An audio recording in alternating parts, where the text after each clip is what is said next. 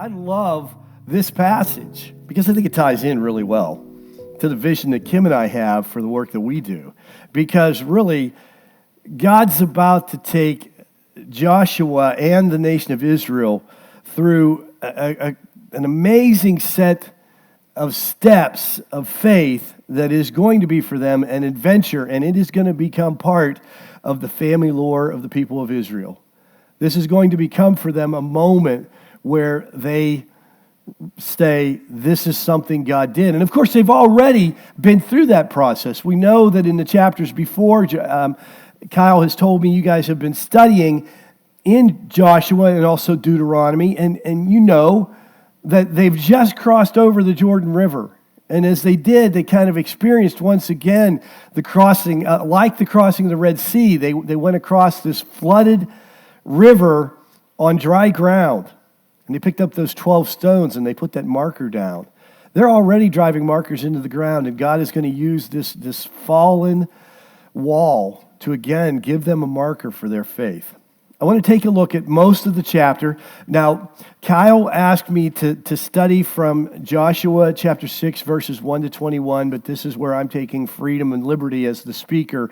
I'm going to take us through almost to the end. I think it's about verse 25 or 26 that we're going to take a look at today because I think there's some important points to make at the bottom of the story of Rahab. So let me go ahead and read this, and then we'll pray. I want to look at the backstory a little bit and give you two principles for living out a life of faith. Now, Jericho was shut up and on the inside and outside because of the people of Israel. None went out, none came in. And the Lord said to Joshua, "See, I have given Jericho into your hand with its king and mighty men of valor. You shall march around the city, all the men of war going around the city once. Thus shall you do 6 days. 7 priests shall bear 7 trumpets of ram's horns before the ark. On the 7th day you shall march around the city 7 times, and the priests shall blow the trumpets. And when when they make a long blast with the ram's horn, when you hear the sound of the trumpet, then all the people shall shout with a great shout, and the wall of the city will fall flat, and the people shall go up, everyone straight before him. So Joshua the son of Nun called the priests and said to them, take up the ark of the covenant, and let 7 priests bear 7 trumpets of ram's horns before the ark of the Lord. And he said to the people, go forward, march around the city, and let the armed men pass before the ark of the Lord. Just as Joshua had commanded the people, the 7 priests bearing the 7 trumpets of the ram's horns before the Lord went forward, blowing the trumpets, with the ark of the covenant of the Lord following them. The armed men were walking before the ark of the covenant of the Lord. And the priests were blowing the trumpets, and the rear guard was walking after the ark. You shall not shout or make your voice heard, neither shall any word go out of your mouth until the day I tell you to shout. Then you shall shout. So he caused the ark of the Lord to circle the city, going about it once. And then they came into the camp and spent the night in the camp. And Joshua rose early in the morning, and the priests took up the ark of the Lord, and the 7 priests bearing the 7 trumpets and ram's horns before the ark of the Lord walked on, and they blew the trumpets continually. And the armed men walking before them, and the rear guard walking after them, and the ark of the Lord, while the trumpets blew continually. And the 2nd day they marched around the city, and once again returned into the camp. So they did for 6 days. On the 7th day, they rose early at dawn of the day, and they marched around the city in the same manner 7 times. It was only on that day that they marched around the city 7 times. And on the 7th time, the priests had blown the trumpet. Joshua said to the people, "Shout, for the Lord has given you the city and all that is in it, and who are with her and in her house." Oh, wait, sorry, I lost my place there. "And the city and all who is in it, within it, it shall be devoted to the Lord for destruction. Only Rahab, the prostitute, and all who are with her in her house shall live, because she hid the messengers whom she sent. But you keep yourselves from the things devoted to destruction, lest when you have devoted them, you take any of the devoted things and make the camp of Israel a thing of destruction and bring trouble upon it. But silver and gold and every vessel of bronze and iron that is holy to the Lord, they shall go into the treasury of the Lord." So the people shouted, and the trumpets were blown. And as soon as the people heard the sound of the trumpets, the people shouted a great shout, and the wall fell down, so that the people went up into the city, every man straight before him, and they captured the city.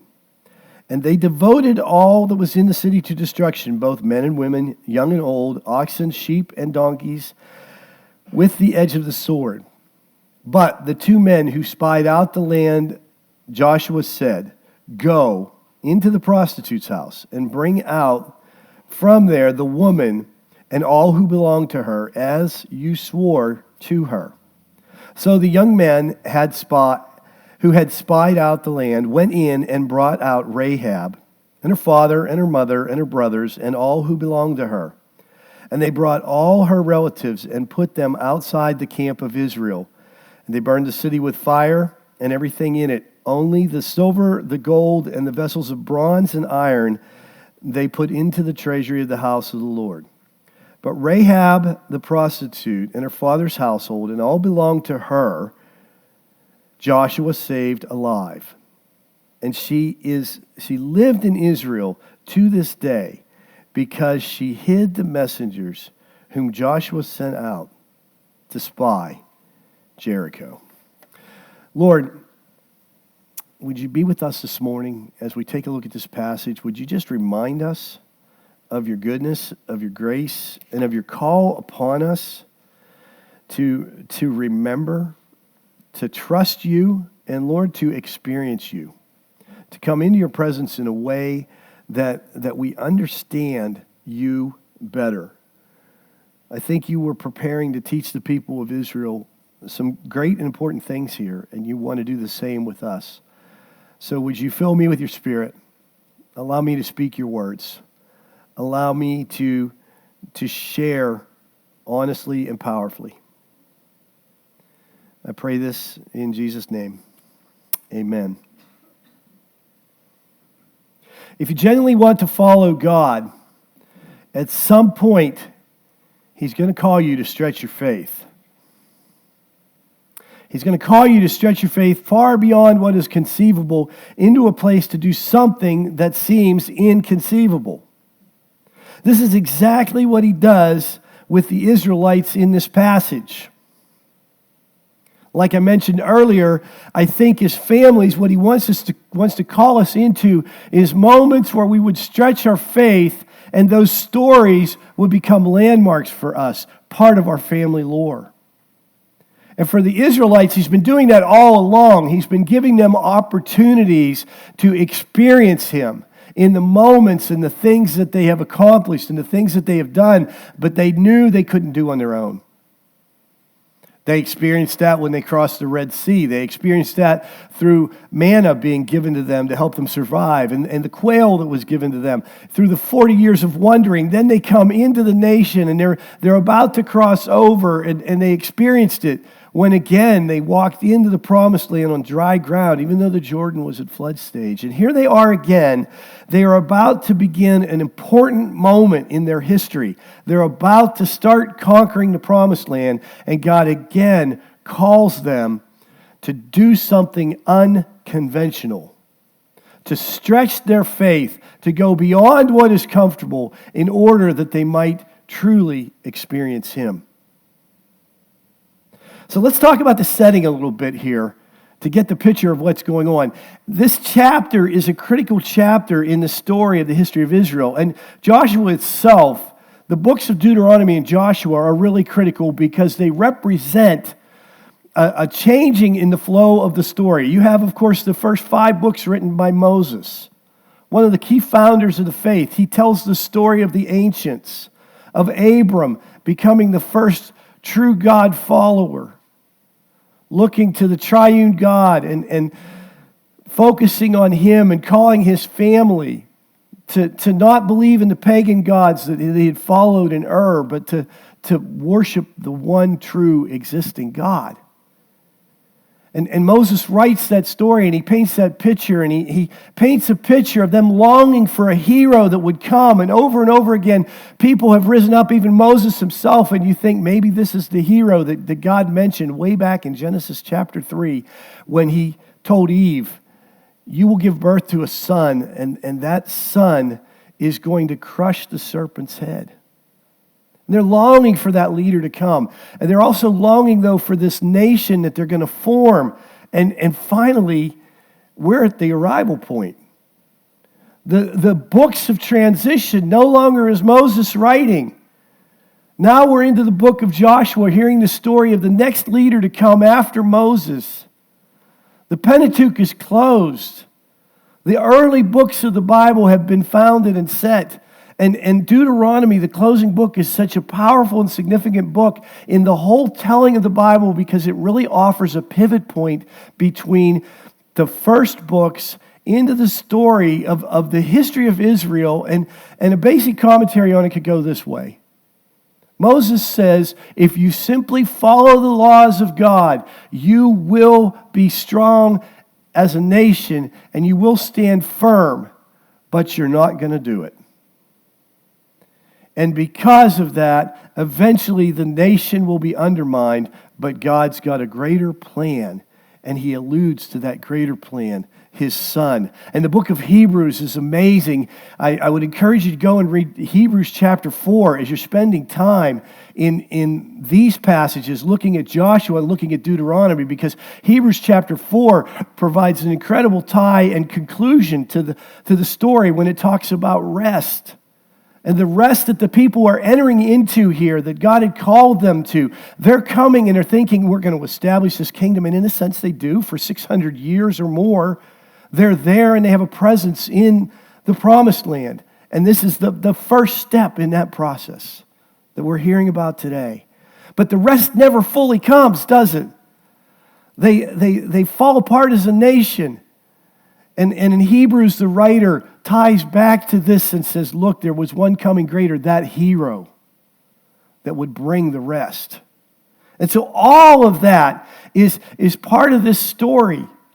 There is this sense of we're about to enter into what God has called us to, but also a sense of the conclusions even further out there somewhere. And it marks this beginning of the process of the Holy Land becoming their own. That's the stage that we come into. And then the two critical players beyond God, who is always primary in the Scriptures, folks. He's who the book is about. Sometimes I think I get challenged by that and forget and suddenly think I'm the center of the Bible. No, God is. I happen to be a big part of the Bible because I'm made in His image to glorify Him, and God wants His glory. And He deserves it because He is the creator of the universe. And so, two other characters other than God that are at play here are, first of all, the antagonists, Jericho. Jericho's the first city they attack, mainly because geographically it's the first one they come to. They cross over the Jordan, and there in the Jordan Valley is Jericho.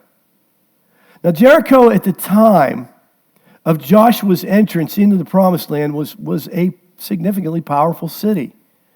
It was during the late Bronze Age, most likely, that this occurs.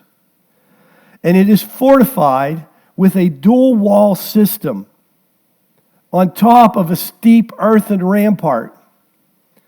The structure that's described, that biblical historians have looked at, it's a 12-foot to 15-foot high stone rampart topped with a wall that was 6 feet thick, made out of mud brick, that rose 20 to 26 feet high. Now, if you stop and calculate that, Drew's here, he could tell me exactly how many floors that would be, but you're talking 12 to 15 feet, topped by 20 feet, so you're talking about 40 feet there.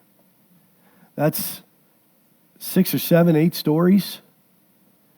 Very tall building. And this is the structure that these Israelites come up to face.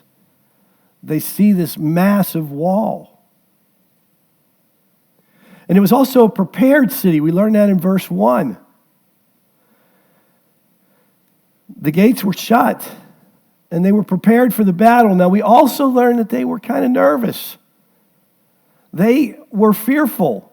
Rahab has already told the spies, hey, our people are afraid of the Israelites. So this isn't like a lopsided battle, folks. There is some strength here for Israel, but they are the ones who are standing outside of that wall trying to break their way in. But the Israelites come in, and they were not unprepared themselves. They had seen God move already in at least 2 major battles that have come before this in the story of their history.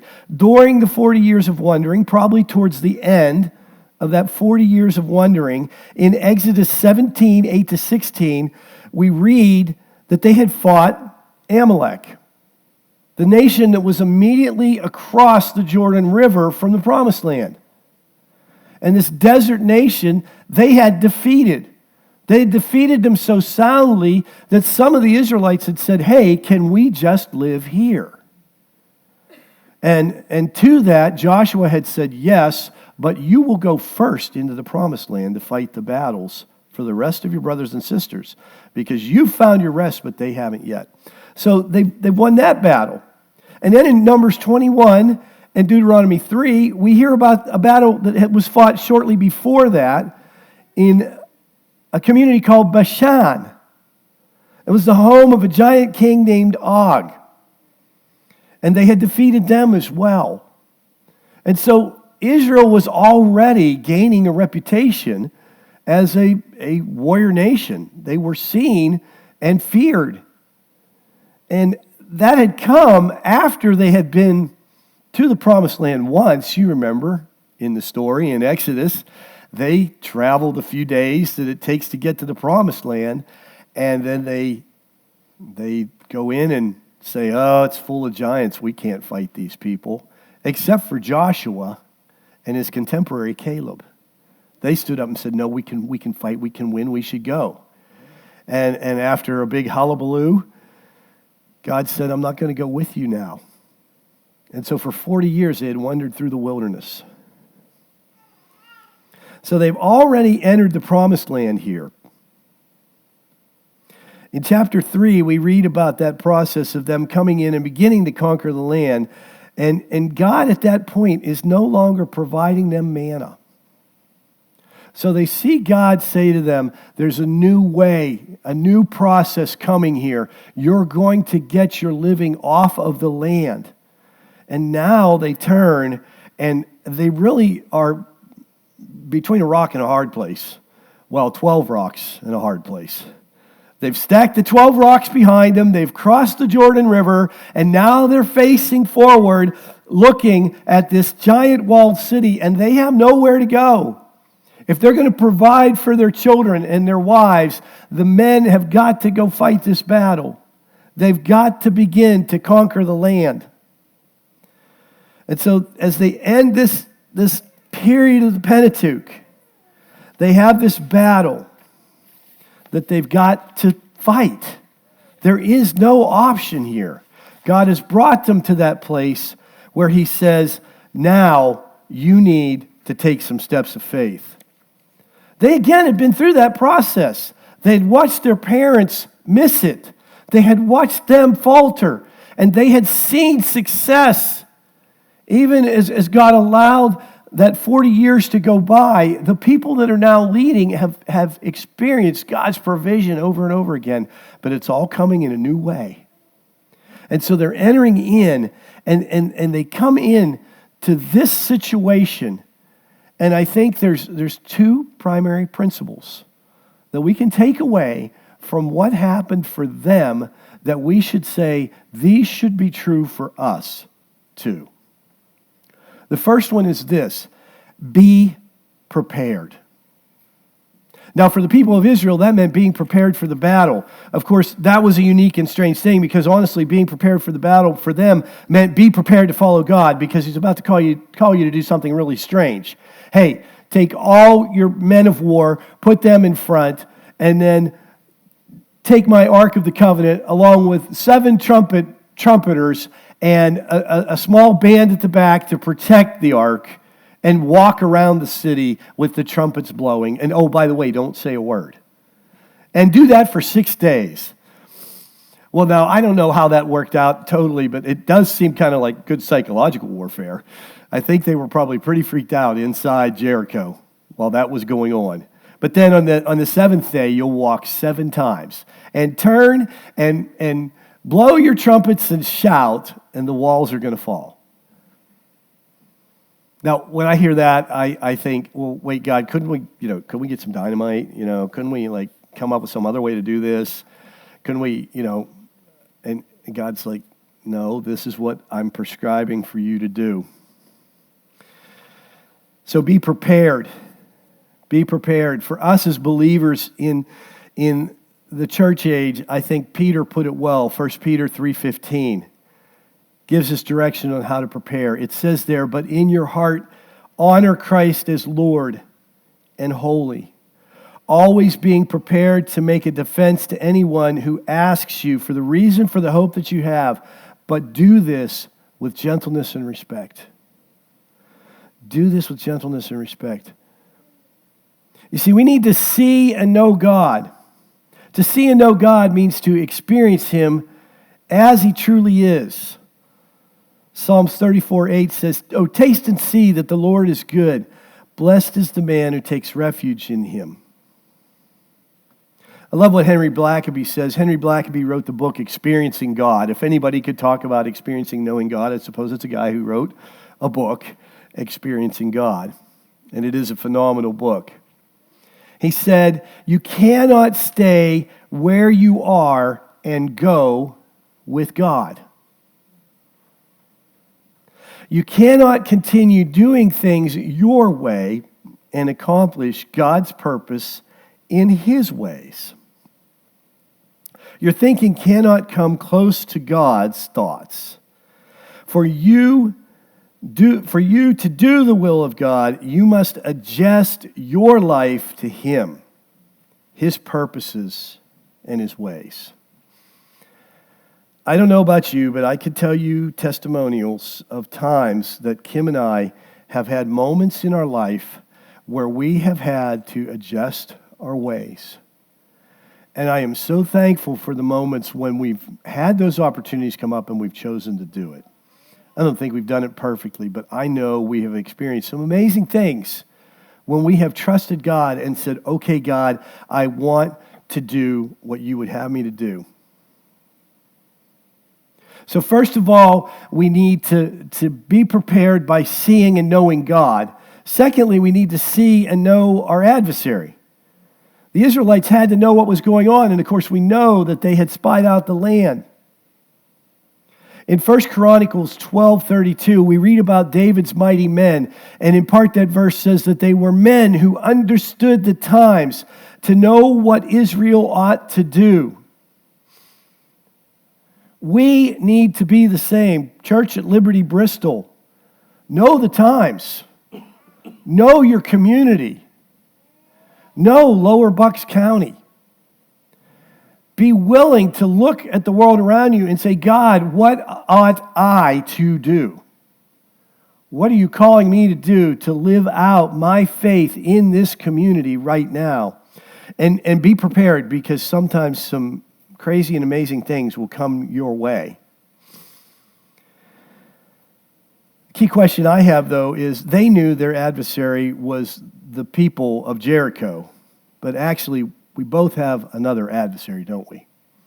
Who is our adversary? Well, back to 1 Peter again, 1 Peter 5:8. Be sober-minded, be watchful. Your adversary, the devil, prowls around like a roaring lion, seeking someone to devour. Our primary enemy is not those who might stand juxtaposed to our belief system. Our primary enemy is not those who are living lifestyles that we maybe don't agree with or feel comfortable with. Our primary enemy is Satan. Again, in Ephesians chapter 6, verse 12, we see, for we do not wrestle against flesh and blood, but against the rulers, against the authorities, against the cosmic powers over this present darkness. Again, the spiritual forces of evil in heavenly places. That's who we wrestle against. Our battle is spiritual. And we need to take that to heart. One of the things that's been really encouraging to me over the last 2 or 3 years, as Kyle was getting ready to launch this church, he challenged Kim and I to come with him. And I said, I'm not sure what God is leading us to exactly, but I know this. We could meet and pray regularly. And Kyle and I took that to heart, and we meet every Monday, at least when we're both in town and healthy, and the kids are healthy, and grandkids for us, and Bryn, and when we're all healthy and doing well, Kyle and I meet, and we prayer walk here in Bristol. And I think that's been a phenomenal opportunity for the both of us, just to come together as brothers in the Lord, to share what's going on in our hearts, but also to pray specifically for the community around us. Pray. Be prepared. And then listen well to God's guidance. I love Psalm 37, 4 through 7. And I used to quote this all the time when I was a college kid, and I think at the time it was like a formula for me to try to figure out what God would have me do in the future. But listen real closely to the words. Delight yourself in the Lord, and He will give you the desires of your heart. You might say it this way: align yourself to God. Align yourself to what God would have you do. Become delighted in the things that God would have for you. Then you will delight in what He calls you to do. Commit your ways to the Lord, trust in Him, and He will act. He will bring forth your righteousness as light, and your justice as a noonday. Be still before the Lord, wait patiently for Him. His guidance may lead you to do unconventional things, but His guidance is never going to lead you to do things that violate His laws. Keep that in mind. And pursue following Him wholeheartedly. And the second principle would be this: if we're supposed to listen and know, the second thing is move when God says move. Two groups that hear God and move in this story are first the Israelites. They have their ups and downs, and just as Moses had foretold, they will conquer a significant portion of the promised land, but they're also going to struggle off and on. But here in this moment, they follow God. And Josh, earlier, I appreciated so much your honest confession. None of us are worthy to stand up here. None of us. And the Israelites weren't perfect, but they follow God in this moment. Now, unfortunately, we're going to find out that after the battle occurs, you're going to hear about the story of next week. And I think next week. I'm not sure. Yeah, I'm getting a nod. So, it's not perfect. It's with fits and starts, but continue to serve Him and follow Him. And then we have the second group is Rahab and her family. And man, if this doesn't encourage you, I don't know what would. Here she is. She is a member of a foreign society that has been so fouled and messed up by sin that God has said to the nation of Israel, I need you to just destroy this people, because I don't want what they believe in spreading to you. And that, of course, becomes part of the problem with what occurs in Ur. Rahab and her family trust in God. And I want to read to you part of the lineage of Jesus Christ from Matthew chapter 1, verses 5 and 6. And I want to note two women in this passage. And Solomon, the father of Boaz, by Rahab. and Boaz, the father of Obed, by Ruth. And Obed, the father of Jesse, and Jesse, the father of David the king. Two women who were in the line of David the king were Rahab, the prostitute that we see in this story, and then immediately after her, Ruth.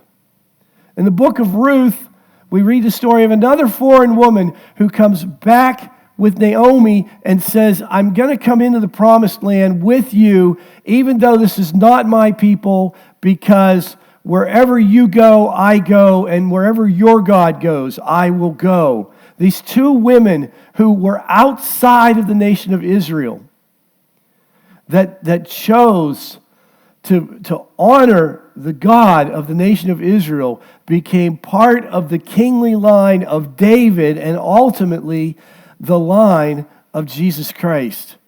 And I love that because it's a picture for us that nobody is outside of the invitation that Jesus offers. We are all able to access the grace that God gives us. But for both Rahab and for Ruth, part of that process was to enter into an adventure. You see, God calls us always to a step of faith. And for Rahab, it was to say, I'm not going to trust these walls. I'm not going to trust the power that I see in my people. I firmly believe that the God of the Israelites is about to bring them victory over my people. And I'm going to hide these spies. And for Ruth, it was to say, I'm going to return home. Well, return not to home, return to a foreign land, go to a foreign land, leave my home in order to go with you, Naomi, and the God that you follow. They both had to step out of their comfort zones. And folks, I believe that one of the things that God calls us to do is to take bold steps of faith, to experience Him. As Henry Blackaby says, to look where God is moving and then go and be there. For Kim and I, we've had some really cool journeys that we've been through. But I want to share one with you today, and it's actually, we had a chance to sit down last summer with some friends of ours that are putting together videos from staff who've been around for a while with Campus Crusade, and I guess that includes Kim and I now. We're kind of long in the tooth, and they have these videos, they call them legacy videos. And so it was surprising actually how long our friend Bob and his wife took interviewing us, but it was like 4 or 5 hours. And out of that, they've created a couple videos. I want you to see the story of our son Caleb. And we made a decision to go on a family mission. And it really, I firmly believe it changed the trajectory of the lives of our kids, but especially of Caleb. So why don't you take a look at this video?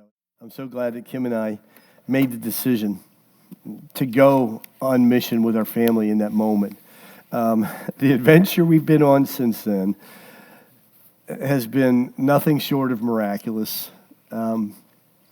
This past Christmas, we had the chance to travel with our son Jacob, our middle son, and his new wife, Mary, Tim Nguyen, who is from Vietnam.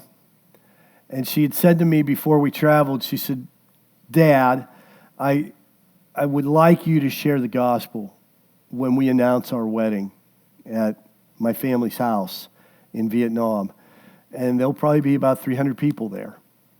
And so I had the privilege of sharing the gospel in Vietnam this past Christmas.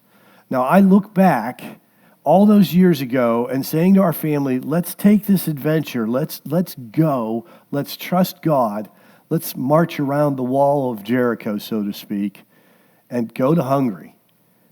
And I see that there's a direct line of faith steps that have occurred from there through to that opportunity, and it's not done yet.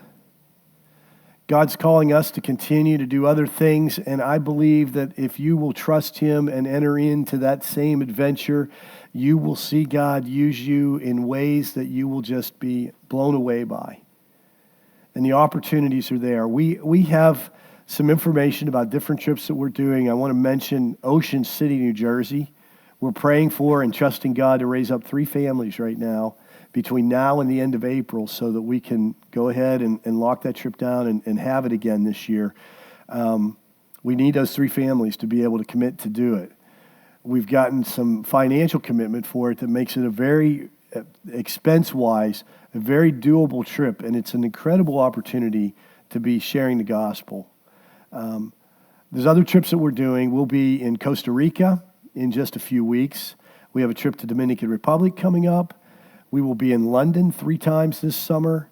We will be in Japan in the Christmas season of next year.